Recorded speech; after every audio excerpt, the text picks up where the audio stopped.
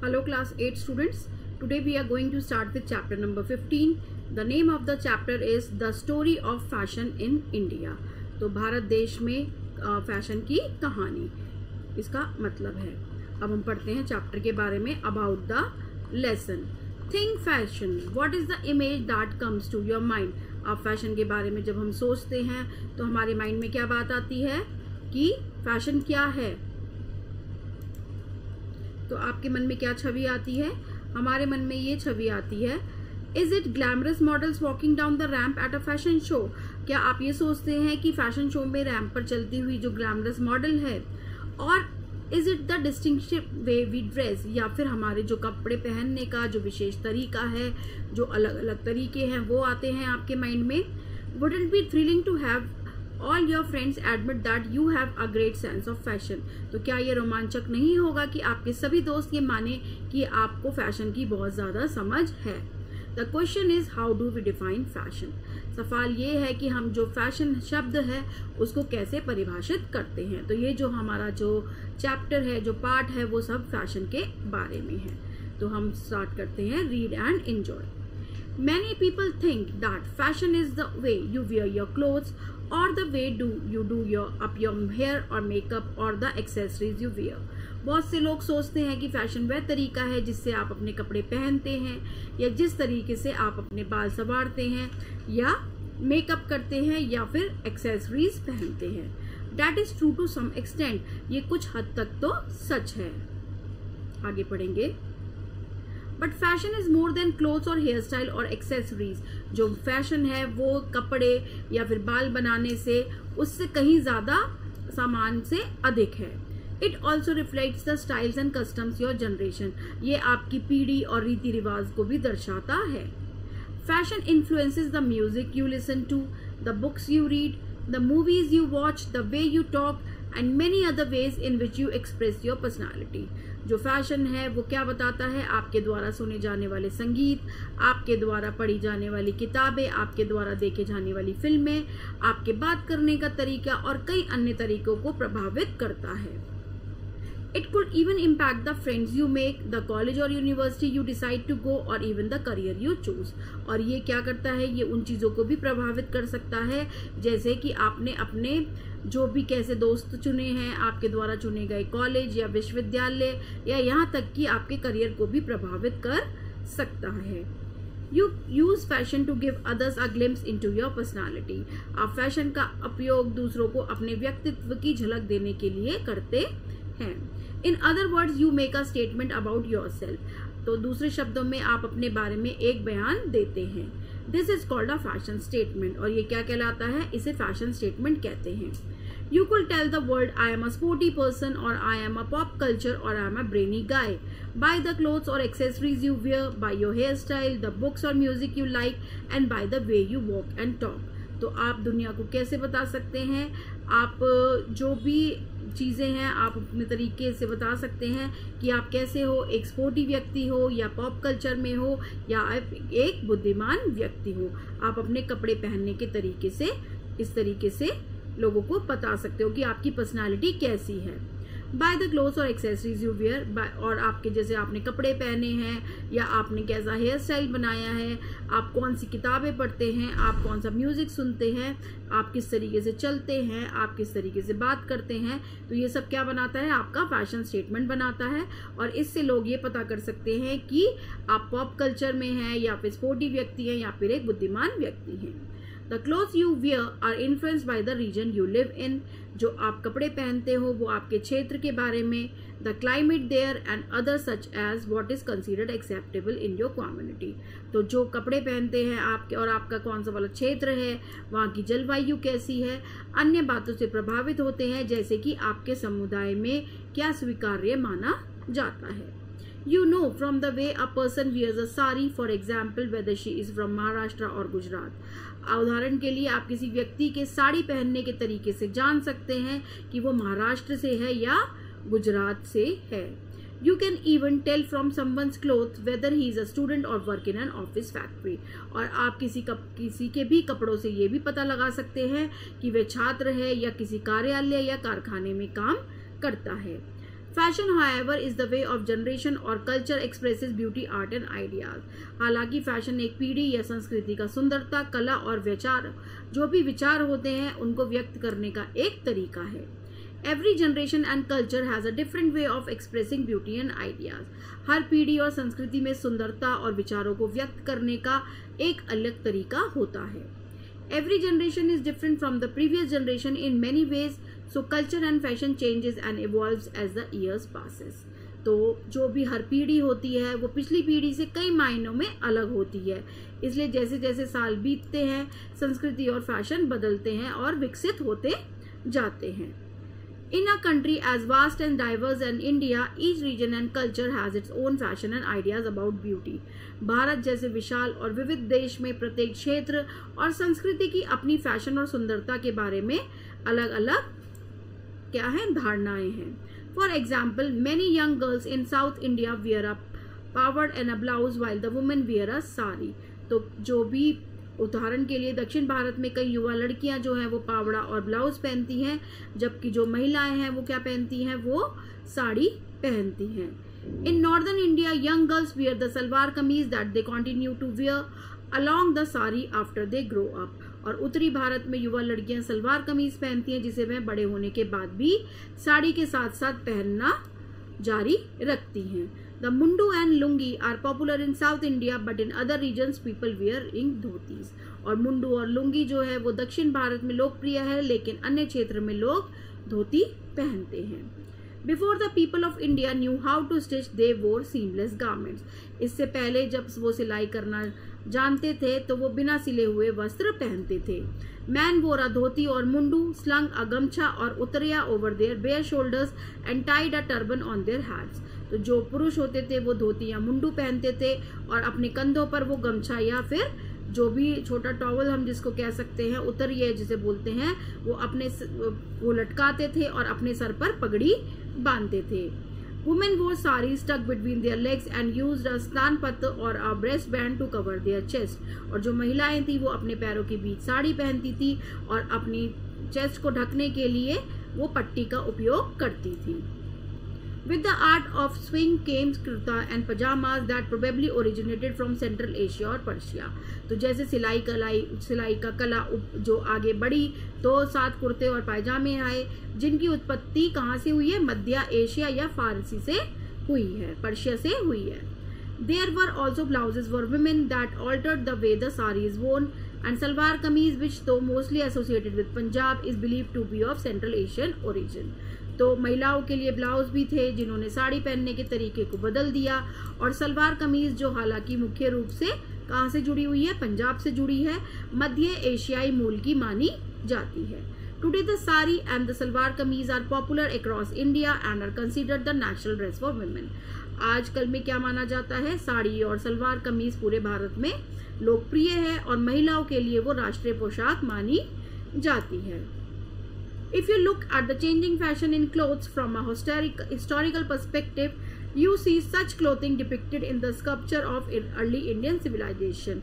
तो अगर आप ऐतिहासिक जो कपड़ों में बदलता फैशन है उसको आप ऐतिहासिक परिप्रेक्ष्य से देखेंगे तो आप ये जानेंगे कि तो प्रारंभिक भारतीय जो सभ्यता की मूर्तियां थी वहां पर ऐसे वस्त्रों का चित्रण मिलता है। You also get a glimpse of the ओढ़नी और दुपट्टा of modern time. आपको आधुनिक समय के ओढ़नी दुपट्टों की भी झलक मिलती है। The Mughal brought in tunics and robes of fine cotton and linen garments embroidered with gold with tiraz borders on the sleeves that showed their Turkish and Central Asian origin. जो मुगल थे उन्होंने बारीक सूते कपड़े के लिए अंगरखा और चोगे लाए जिन पर सोने की कढ़ाई थी और आस्तीन पर तिराज बॉर्डर थे जो उनके तुर्की मध्य एशियाई मूल को दर्शाते थे। There were also the ghagra choli, पटका और शाश, caps of different shapes and ornamented turbans. और क्या था, घाघरा चोली, पटका, कमरबंद, विभिन्न प्रकार की टोपियां और अलंकृत पगड़ियां भी थी। Trousers and shirts that are now commonly worn by men and women across the country came to India from the European countries, as did suits and ties along with their India variation like the sherwani and achkan are worn on more formal occasions. जो पतलून और कमीज होती थी जो अब पुरुषों और जो महिलाएं हैं द्वारा आमतौर पर पूरे देश में पहने जाते हैं, यूरोपीय देशों से भारत आए। जैसे सूट और टाई भी आए। साथ ही उनके भारतीय रूप से जैसे शेरवानी और अचकन औपचारिक अवसरों पर पहने जाते हैं। इवन फुटवेयर फ्रॉम चप्पल्स और सैंडल्स टू शूज और hunting boots has a colourful history like clothing. तो जो शूज हैं, चप्पल या सैंडल हैं, या जूते हैं या शिकार के जूते हैं, वो सब भी जूते चप्पलों का भी कपड़ों के साथ ही एक रंगीन इतिहास रहा है। बट वो influences fashion in any particular generation और एरिया। तो एरा, तो जो विशेष पीढ़ी या युग में फैशन को कौन प्रभावित करता है? Today it is mostly the actors and actresses of the silver screen, famous sports person, popular music artist and other celebrities. तो ये कौन करता है? ये ज्यादातर सिल्वर स्क्रीन के अभिनेता अभिनेत्री जो होते हैं, प्रसिद्ध खिलाड़ी हैं, लोकप्रिय संगीत कलाकार हैं और अन्य हस्तियां हैं। One usual source of a fashion idea was the father of the nation. तो फैशन के विचार का एक असामान्य स्रोत कौन थे? वो हमारे राष्ट्रपिता थे। During the freedom struggle, Mahatma Gandhi opposed the way the British colonial rules earned high profits by exporting Indian cotton to textile mills in Britain and then importing expensive clothes to sell to Indians। तो जो स्वतंत्रता संग्राम के दौरान महात्मा गांधी ने British से क्या कहा? उन्होंने कहा शासकों द्वारा भारतीय कपास को ब्रिटेन का कपड़ा मिलों में निर्यात करके और फिर भारतीयों को बेचने के लिए महंगा कपड़ा आयात करके भारी मुनाफा कमाने के तरीके का उन्होंने क्या किया? विरोध किया।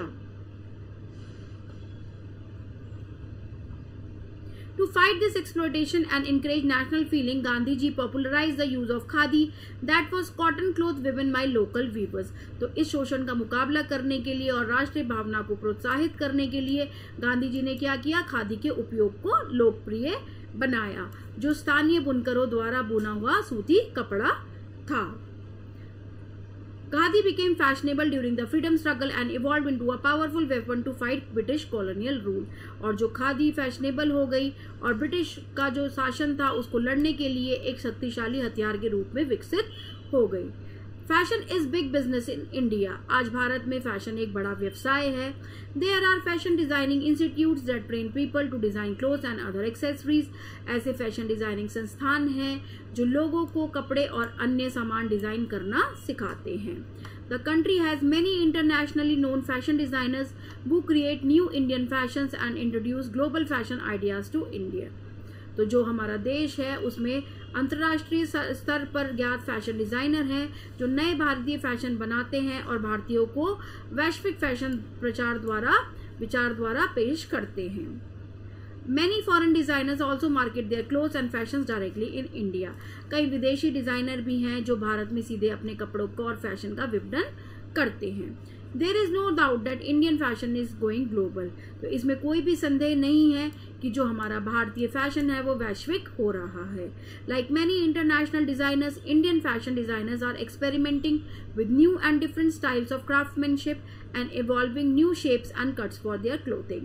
तो जैसे कि इसमें कोई भी संदेह नहीं है कि भारतीय फैशन वैश्विक हो रहा है। कई अंतर्राष्ट्रीय डिजाइनरों की तरह भारतीय फैशन डिजाइनर भी शिल्प कौशल की नई और अलग शैलियों के साथ प्रयोग कर रहे हैं और अपने कपड़ों के लिए नए आकार और कट विकसित कर रहे हैं। Traditional weaves, hand woven silks and cottons, ancient techniques like block printing and tie and dye, unique embroidery patterns, bead work and mirror work, all each and eternal pattern on global fashion. तो जो पारंपरिक जो बुनाई थी, हाथ से बुने रेशम और कपास थे, ब्लॉक प्रिंटिंग और टाई एंड डाई जैसी प्राचीन तकनीकें, अद्वितीय कढ़ाई के पैटर्न, बीड वर्क और मिरर वर्क, ये सभी वैश्विक फैशन पर एक शाश्वत छाप छोड़ते हैं। तो ये मॉडर्न फैशन पर एक दुनिया भर में एक छाप छोड़ते हैं। तो that's all about the chapter. Now we will discuss the new words. Thrilling means exciting और प्लेजरेबल यानी रोमांचक, सुखद। कस्टम्स मीन्स परंपरा, ट्रेडिशन, वे ऑफ लाइफस्टाइल, जीवन शैली। Impact means have an impact, effect on, प्रभाव डालना। Glimpse mean a quick view, एक त्वरित झलक। Evolves means grows or develop into something better, बेहतर रूप में विकसित होना। Pawra, a long skirt popular in South India। तो क्या साउथ इंडिया में, दक्षिण भारत में एक लोकप्रिय एक लंबी skirt. Mundu, a man's garment worn around the waist popular in regions of South India। दक्षिण भारत के क्षेत्रों में कमर के चारों ओर पहने जाने वाला पुरुषों का वस्त्र। Seamless, without any stitches यानी बिना किसी सिलाई के बना हुआ। Perspective, way of looking at something, a particular opinion। तो किसी भी चीज को देखने का एक विशेष दृष्टिकोण या राय। स्कल्पचर, स्टैचू ऑफ पीपल और एनिमल्स, लोगों या जानवरों की मूर्तियां। तिराज, वीविंग गोल्ड और coloured threads into the fabric specially in the form of a symbol. तो तिराज का क्या मतलब होता है? कपड़े में सोने या रंगीन धागों की बुनाई, खासकर प्रतीक के रूप में, प्रतीक के रूप में। Now era, a period of time or a number of years that is made special due a distinct feature। तो एक विशेष अवधि या वर्षों की संख्या जो एक विशेषता के कारण खास बनती है। Exploitation, abusing the rights of another for personal profits, व्यक्तिगत लाभ के लिए दूसरों के अधिकारों का दुरुपयोग करना। एच मतलब मार्क, परमानेंटली मतलब अंकित करना, स्थायी रूप से अंकित करना। Now it's question time, starting with the A part. Tick the correct option. The statement that best describe the term fashion is the styles and customs of your region. A option is the correct one. Now second one, fashion and culture change and evolve as the years go by because every generation is different from previous generation in many ways. C option is the correct one. Fashion is a way of generation or culture expresses beauty as well as art and ideas. All of these is correct. C option is correct. Many young girls wear a pawda and blouse in South India, दक्षिण भारत में।